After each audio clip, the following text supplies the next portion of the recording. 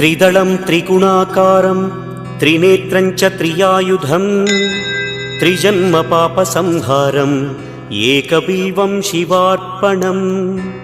त्रिशाखैः बिल्वपत्रैश्च अच्छिद्रैः कोमलैः शुभैः तव पूजां करिष्यामि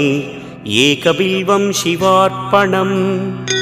कोटिकन्या महादानं तिलपर्वतकोटयः काञ्चनं शैलदानेन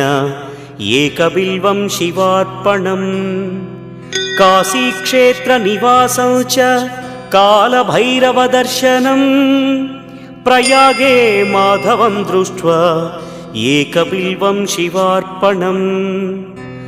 इन्दुवारे व्रतं स्थित्वा